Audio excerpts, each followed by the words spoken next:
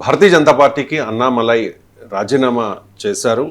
బీజేపీకి అలాగే ద్రవిడవాదానికి ప్రత్యామ్నాయ శక్తిగా అవతరించే యోచన చేస్తూ ఉన్నట్లుగా వార్తలు వస్తున్నాయి. వాస్తవానికి ఐపీఎస్ను వదులుకొని భారతీయ జనతా పార్టీలో చేరారు అన్నామలై. తమిళనాడులో భారతీయ జనతా పార్టీ బలోపేతానికి కృషి చేశారు. కానీ ఇప్పుడు ఆ పార్టీకి రాజీనామా చేసిన పరిస్థితి. సార్, త్వరలో కొత్త పార్టీ పెడతారనే వార్తలు కూడా వస్తూ ఉన్నాయి. అండ్ అమిత్ షా రంగంలోకి దిగినట్లు కూడా సమాచారం. సార్, అన్నామలై భారతీయ జనతా పార్టీకి ఎందుకు దూరమైనట్టు? ఇప్పుడు అన్నామలై బీజేపీకి కమిటెడ్ లీడర్ అయితే బీజేపీలో అగ్రెసివ్ హిందుత్వ పాలిటిక్స్తో ఒంటరిగానే పార్టీని డెవలప్ చేయాలనే లక్ష్యం. కానీ బీజేపీ వ్యూహము అన్నామలై లక్ష్యంలో మధ్య గ్యాప్ వచ్చింది. అన్నామలై ఏమో ఎట్టి పరిస్థితుల్లో ఏడీఎంకేతో పొత్తు పెట్టుకోకూడదు, రాజీ పడకూడదు, లాంగ్ టర్మ్లో మనం పెరగాలి అని. సో దీనికి బీజేపీ అనుకున్నది ఏంటంటే మొదలు అన్నామలైకి అవకాశం ఇచ్చింది. అన్నామలై నాయకత్వంలో 2024 ఎలక్షన్స్కి వెళ్ళింది. ఎక్కడా పొత్తులు పెట్టుకోలేదు. ఇతర చిన్న చిన్న పార్టీలతో కలిసింది. ఏడీఎంకేతో పెట్టుకోలేదు. ఏమైంది? మ్యాక్సిమం మిత్రపక్షాలతో కలిపితే 11% ఓటింగ్ వచ్చింది. అంటే తమిళనాడులో పార్టీ ఓటింగ్ పెరిగింది కానీ ఫలితాలు ఏమీ లేవు. బీజేపీ నాయకత్వం ఏమనుకున్నదంటే ఇది కాదు, మనం ఏడీఎంకేతో కలిసి ఉంటే తమిళనాడులో డిఎంకే పట్ల తీవ్రమైన వ్యతిరేకత ఉంది కనుక తనకు కలిసి వస్తుంది, తమకు సౌత్ ఇండియాలో కూడా మరో ఒక ఫుట్ హోల్డ్ దొరుకుతుంది అని బీజేపీ నాయకత్వం అంచనా వేసింది. కానీ ఫలితం ఏమైంది? కులం చెడ్డ సుఖం తగ్గలేదనో సామెత, మొరటి సామెత తెలుగులో. బీజేపీ ఏడీఎంకేతో పెట్టుకున్న ఒక్క సీటే పరిమితమైంది. ఈవెన్ ఏడీఎంకే సాధించిన ఫలితాలు కూడా బీజేపీ సాధించలేకపోయింది. ఏడీఎంకే కనీసం 47 సీట్స్ గెలుచుకొని తన performance was more than expected. తర్వాత క్రైసిస్ వచ్చింది. కానీ బీజేపీకేమో 1 సీటే, అంటే ఏడీఎంకేను ఓడించిన దానికన్నా కూడా మరింత తీవ్రంగా తమిళ ప్రజలు బీజేపీని ఓడించారు. అంటే బీజేపీ అనుకున్నట్టు డిఎంకే పట్ల తన తీవ్ర వ్యతిరేకత తమకు ఉపయోగపడకపోగా అది విజయ్కి ఉపయోగపడ్డది. అంటే అన్నామలై ఆర్గ్యుమెంట్ ఏంటి? చూడు, నేను అప్పుడే చెప్పాను, ఈ ఒక్క సీటు ఎలాగైనా వచ్చేది, రాకపోయినా కొంపలే మునిగేది లేదు. ఇప్పుడు డిఎంకేతో కలవకపోయినా బీజేపీకి ఆ ఒక్క సీటు వచ్చేది. కేరళలో 3 సీట్లు రాలేదా ఇండిపెండెంట్గా పోటీ చేస్తే? సో కేరళ కన్నా తమిళనాడు ఇంకా కాస్త ముందు నుంచే ఉన్నాం కదా. సో ఇప్పుడు కనీసం ఇప్పుడు మనకు గౌరవం నిలబడేది కదా, మనం సొంతగా గెలుచుకున్నట్టు. ఈ ఒక్కటి కూడా ఇప్పుడు ఏడీఎంకే దయాదాక్షిణ్యాలతో గెలుచుకున్నట్లు ఏం సాధించాం మనం అన్నది అన్నామలై వాదన. నేను చెప్పినట్టు ఏడీఎంకేతో పొత్తు పెట్టుకోకుండా విడిగా పోటీ చేస్తుంటే కనీసం దీర్ఘకాలంలోనైనా పెరిగే వాళ్ళం కదా అని. ఇది అన్ని రాజకీయ పార్టీల్లో పొత్తుల విషయంలో జరిగే డైలమా ఇదే. మీకు ఇప్పుడు ఇక్కడే కాదు, తెలంగాణలో ఎవరితో పొత్తు పెట్టుకోవాలి అనేది బీజేపీ ఇప్పటికీ డైలమా. ఆంధ్రప్రదేశ్లో చాలా కాలం డైలమాలో ఉండి చివరకు టీడీపీతో కలిసింది.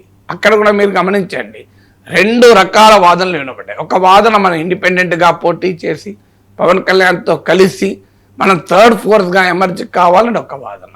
లేదు, మనకంత వాతావరణం లేదు, అనవసరంగా మనం విడిగా పోటీ చేసి ఇంకా తెరలవుతాం, సో మనం టీడీపీతో కలవాలని ఒక వాదన. ఈ 2 వాదనలు బలంగా వినిపించాయి, మనందరికీ తెలుసు. నాకు ఇచ్చిన ఇంటర్వ్యూలోనే జీవీఎల్ నరసింహారావు ఓపెన్గా అన్నాడు, మాకేం లాభం ఈ పార్టీపై ఆ పార్టీ గెలిస్తే, వీళ్ళిద్దరిలో ఎవరో ఒకరు ఓడిపోయి వాళ్ళు దెబ్బతింటే మాకు ఓపెనింగ్ వస్తుంది కదా, నాతోనే ఎన్నికలకు చాలా రోజుల ముందు అన్నాడు, టీడీపీతో కలవకముందు. సో ఫైనల్గా జాతీయ నాయకత్వం ఏమనుకున్నది, మనం ఇండిపెండెంట్గా పోటీ చేస్తే ఆ వచ్చే ఒక్క సీటు కూడా రాదు, 1% 2% ఓటింగ్ ఉంటుంది, మనకి ఆ వాతావరణం లేదు కనుక టీడీపీతో కలిస్తే మనం అధికార కూటమిలో భాగం కావచ్చని బీజేపీ జాతీయ నాయకత్వం భావించింది. ఎన్నికల ఫలితాలు దేన్ని రుజువు చేస్తాయి? జాతీయ నాయకత్వ వైఖరి కరెక్ట్ రుజువు చేస్తాయి. మీరు తమిళనాడుకి వచ్చేవారు జాతీయ నాయకత్వ వైఖరి కరెక్ట్ కాదు. అంటే పొత్తులు ఎప్పుడు కూడా శాశ్వతంగా పెట్టుకుంటే ఏ పార్టీ పెరగదు. పొత్తులు అవసరాల కొరకు, అవకాశాల కొరకు పెట్టుకుంటే ఆ పార్టీలు పెరుగుతాయి. సో పొత్తులు రిజిడ్ స్టాండ్ తీసుకొని మా ఐడియాలజికల్ రిజిడిటీతో పొత్తులు పెట్టుకున్న ఏ పార్టీ బాగుపడదు. మీకు గమనించండి, మీకు పొత్తులు మా ఐడియాలజీ ఇది మేము పెట్టుకుంటాం అనుకుంటే లాభం ఉండదు. తమిళనాడులో చూడండి మీరు, కాంగ్రెస్ పార్టీ చాలా కాలం డిఎంకేతో పొత్తు పెట్టుకుంది. ఎన్నికలకు ముందు రాష్ట్ర కాంగ్రెస్లో 2/3 మాకు విజయ్తో పొత్తు పెట్టుకుందాం అన్నారు, పెట్టుకోలేదు. ఏం జరిగింది? అల్టిమేట్గా కాంగ్రెస్ పార్టీ డిఎంకేను వదిలి 5 సీట్లు మాత్రమే గెలుచుకుని విజయ్ ప్రభుత్వంలో క్యాబినెట్లో మంత్రి అయ్యారు. లేకపోతే విజయ్ 60 సీట్లు ఆఫర్ చేశాను, 2/3 మెజారిటీ వచ్చేది, మీకు కాంగ్రెస్ కనీసం ఒక 30 సీట్స్ వచ్చేది. అంటే ఎంత భారీగా దెబ్బతిన్నదో కాంగ్రెస్ చూడండి, సమయానికి పొత్తుల పైన కరెక్ట్ నిర్ణయం తీసుకోకపోవడం వల్ల. అదే సమయంలో మళ్ళీ ఆ తప్పును సరి చేసుకొని మేఘాల పైన డిఎంకేను వదిలి విజయ్తో కలిశారు, లాభపడ్డారు. సో అందువల్ల పొత్తులు అనేవి డైనమిక్గా ఉన్నప్పుడు ఆ పార్టీ సక్సెస్ అవుతుంది, పొత్తులు స్టాటిక్గా ఉన్నప్పుడు ఫెయిల్ అవుతుంది. ఆ డైనమిక్గా ఉన్నప్పుడు ఆయా రాష్ట్రాల్లో ఆయా సమయంలో ఉన్న రాజకీయపరమైన అంశాల ఆధారంగా పొత్తులు నిర్ణయించుకుంటే సక్సెస్ అవుతారు. అంటే ఆ టైం అండ్ స్పేస్ అనేది చాలా కీలకం. ఈరోజు పొత్తు పెట్టుకుంటే తప్పు ఉండొచ్చు, 5 ఏళ్ల తర్వాత రైట్ ఉండొచ్చు. ఈ రాష్ట్రంలో పొత్తు పెట్టుకుంటే తప్పు ఉండొచ్చు, మరో రాష్ట్రంలో రైట్ ఉండొచ్చు. అందువల్ల పాలిటిక్స్ను డైనమిక్గా ఎవాల్వ్ అవుతాయి కనుక దాన్ని అర్థం చేసుకొని పొత్తులు పెట్టుకుంటే సక్సెస్ అవుతుంది, అది లేకపోతే ఫెయిల్ అవుతుంది. తమిళనాడులో బీజేపీ జాతీయ నాయకత్వం తీసుకున్న వైఖరి వల్ల మీకు ఫలితము దక్కలేదు, పైగా పరువు పోయింది. ఫలితం ఎందుకు దక్కలేదు? 1 సీటే వచ్చింది, ఏడీఎంకే అడ్రస్ లేదు, ఏడీఎంకే థర్డ్ ప్లేయర్గా మారిపోయింది ఎన్డీఏ. తమిళనాడు రాజకీయాల్లో నిన్నటిదాకా NDA is number 1 or number 2. NDA versus UPA, NDA versus India కూటమి, NDA versus SPA secular progressive alliance. అందులో ఎన్డీఏ నెంబర్ 1లోనే ఉంది, నెంబర్ 2లో ఉంది. ఇప్పుడు ఏమైంది? నెంబర్ 3కి పడిపోయింది ఎన్డీఏ.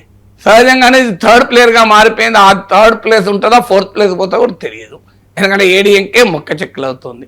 అందువల్ల అన్నామలై అనుసరించిన రాజకీయ వ్యూహం కరెక్టు, జాతీయ నాయకత్వమే రాంగ్ వ్యూహం అనుసరించింది అని తమిళనాడు ఫలితాలు రుజువు చేశాయి కదా. ఇక రెండవది, అన్నామలై ఏమనుకుంటున్నాడు, బీజేపీకి ఇక ఫ్యూచర్ అంత సులభం కాదు. మీకు తమిళనాడులో ఎవరైనా గెలవచ్చేమో, కానీ మీకు బీజేపీ గెలవడం అనేది చాలా ఛాలెంజింగ్గా కూర్చుకుంటుంది. తమిళనాడులో 2 రాజకీయాలు ఉంటాయి, ఒకటి తమిళ రాజకీయాలు, 2 బీజేపీ వ్యతిరేక రాజకీయాలు, ఇంకా వేరే ఉండవు రాజకీయాలు. సో మీకు తమిళ ఐడెంటిటీ ఎంత బలమో బీజేపీ హిందీ హిందుత్వ ఐడెంటిటీ వ్యతిరేకత కూడా అంతే ముఖ్యం. అందువల్ల ఈ 2 పరస్పర విరుద్ధాంశాలుగా తమిళ ప్రజలు భావిస్తారు. Tamil identity and BJP Hindi Hindutva identity 2 పరస్పర విరుద్ధంగా తమిళ ప్రజలు భావిస్తూ ఉంటారు. సో అందువల్ల తాను బీజేపీలో ఉంటే తనకు ప్రయోజనం ఉండదు అని అన్నామలైకి అర్థమైంది. ఇక బీజేపీకి తమిళనాడులో అంత సులభంగా పొలిటికల్ ఎంట్రీ ఎక్స్పాండ్ కాదు అని. అందువల్ల తాను బయటికి వస్తే బీజేపీలోని హిందుత్వ, తమిళ రాజకీయాలలోని తమిళ ఐడెంటిటీ 2 తీసుకొచ్చి ఇండిజినస్ హిందుత్వ ఐడెంటిటీ, ద్రవిడియన్ పాలిటిక్స్కు వ్యతిరేకంగా స్థానికమైన దేశీయమైన తమిళపరమై హిందుత్వ ఐడెంటిటీకి అన్నామలై ప్రతీక కావాలనుకుంటున్నారు. బెంగాల్లో బీజేపీ అది సాధించింది, బెంగాలీ హిందుత్వ అనే దాన్ని రీఇన్వెంట్ చేయగలిగింది, కానీ తమిళనాడులో చేయలేకపోయింది. అందువల్ల తమిళనాడులో తమిళ హిందుత్వ అంటే హిందుత్వ అంటే అది తమిళవాదానికి వ్యతిరేకమని, తమిళ భాషా సంస్కృతులకు వ్యతిరేకం అనేది కాకుండా తమిళ అస్తిత్వాన్ని, హిందుత్వ సిద్ధాంతాన్ని వేలవించి తమిళైజ్ హిందుత్వాను తీసుకొచ్చేటువంటి ప్రయత్నము అన్నామలై చేస్తున్నట్టు కనబడుతోంది. దానికి తోడు ఇప్పుడు స్టాల్ వార్స్ యుగం అయిపోయింది. ఒకప్పుడు అందరూ అనుకునేవాళ్ళు డిఎంకే బలమైన పార్టీ, ఏడీఎంకే బలమైన పార్టీ, 3వ ప్లేయర్కి అవకాశం ఉంటుందా? ఇప్పుడు మన దగ్గర కూడా ఈ చర్చ ఆంధ్రప్రదేశ్లో కూడా అది 2 వైపులో బలంగా ఉన్నారు, 3వ వారికి ఏం ఎంట్రీ ఉంటుంది అని అనుకుంటుంటారు. కానీ తమిళనాడు రాజకీయాలు ఏం ప్రూవ్ చేశాయి? మన ఆంధ్రప్రదేశ్లో కూడా ఉంటారు చూడండి, కూటమిని విమర్శిస్తే వైసీపీకి లాభం, వైసీపీని విమర్శిస్తే కూటమికి లాభం అనుకుంటారు. కానీ అది నిజం కాదు. అది తమిళనాడులో ఎగ్జాంపుల్ ఉంది కదా, డిఎంకేని విమర్శిస్తే ఏడీఎంకేకి లాభం, ఏడీఎంకే విమర్శిస్తే డిఎంకేకి లాభం అనుకున్నారు. ఇద్దరిని విమర్శించి విజయ్ బయటకు వచ్చాడు కదా. సో అందువల్ల ఆంధ్రప్రదేశ్ కూడా అదే, ఇది రాంగ్ నోషన్ ఉంటుంది. ఎందుకంటే 2 అది తాము మాత్రమే పోటీ పడుతున్న 2 పార్టీల స్వార్థం ఏముంటుందంటే తాము మాత్రమే పోటీ అనే భావన క్రియేట్ చేస్తుంది. కానీ సమాజం అట్టుండదు. సమాజంలో ఇప్పుడు మీకు డిఎంకే ఏడీఎంకేల మధ్య జరగలేదు కదా. డిఎంకేని విమర్శిస్తే ఏడీఎంకే ఏజెంట్, ఏడీఎంకేని విమర్శిస్తే డిఎంకే ఏజెంట్ అన్నారు. కానీ డిఎంకే ఏడీఎంకేలను విమర్శించి విజయ్ వచ్చాడు కదా బయటికి. సో అందువల్ల ఏ రాష్ట్రంలోనైనా పొలిటికల్ స్పేస్ ఉంటుంది. అది 3rd కాదు, 4th, 5th, 6th ప్లేయర్ కూడా ఉంటుంది పొలిటికల్ స్పేస్. ఆ పొలిటికల్ స్పేస్ను సరిగా పట్టుకోగలగాలి. సరిగా పట్టుకుంటే మీరు ఊహించని రిజల్ట్స్ వస్తాయి. తమిళనాడు ఎగ్జాంపుల్ ఎవరు ఊహించారండి? తమిళనాడులో విజయ్కి 35% ఓటింగ్ వచ్చింది. ఎందుకు ఊహించారంటే ఈ పోలరైజ్డ్ పొలిటికల్ స్పెక్ట్రమ్ దాటి ఆలోచించాడు విజయ్. ఈ పోలరైజ్డ్ పొలిటికల్ స్పెక్ట్రమ్ను ఛేదించగలిగాడు. ఆ ఛేదించడానికి అవసరమైన వ్యూహరచన, అవసరమైన కార్యాచరణ, అవసరమైన దార్శనికత, అవసరమైన నాయకత్వ లక్షణాలు ఉంటే ఎక్కడైనా రెండు పార్టీల మధ్య ఉన్న బైపోలార్ పొలిటికల్ స్పెక్ట్రాన్ని ఛేదించి మూడో ప్లేయర్ ఎంటర్ కావచ్చు. మూడో ప్లేయర్ కాదు, నాలుగో ప్లేయర్, ఐదో ప్లేయర్ కూడా ఎంటర్ కావచ్చు. ఆ రకమైనటువంటి సామర్థ్యం నీకు ఉండాలి. లేకపోతే నేనేం చేస్తాను, నాకంత సీన్ లేదు, వాళ్ళిద్దరే కొట్టుకుంటున్నారు కదా, మూడో వాడిని ఎవడు పట్టించుకుంటాడు, మనం అటో ఇటో అంటున్నారు, అటో ఇటో ఉంటేనే లాభం, ఇలాంటి భావన ఉంటే సక్సెస్ కాకపోవచ్చు. అలాంటి భావనను ఛేదించి విజయ్ వచ్చాడు కనుక సక్సెస్ అయ్యాడు. అన్నామలై ఈ ముగ్గురు కాదు, నేను నాలుగో వ్యక్తిగా ఎంటర్ అవుతాను. నేను ఈ ముగ్గురు చెప్పని DMK Dravidian, ADMK Dravidian, Vijay అది డిఫరెంట్ ద్రవిడియన్, నియో ద్రవిడియన్ అంటున్నారు. సో హిందుత్వ అయితే కాదు వీళ్ళు ముగ్గురు కూడా. సో నేను తమిళ్ హిందుత్వ, దేశవ్యాపితంగా ఉన్న హిందుత్వ రాజకీయాల ప్రభావాన్ని, తమిళనాడులో ఉన్నటువంటి తమిళ అస్తిత్వవాదాన్ని మేళవించి ఈ రెండు పరస్పర విరుద్ధం కాదు, పరస్పర కొలాబరేటివ్ కన్వర్జెన్స్ అనే సిద్ధాంతంతో అన్నామలై రాబోతున్నాడు.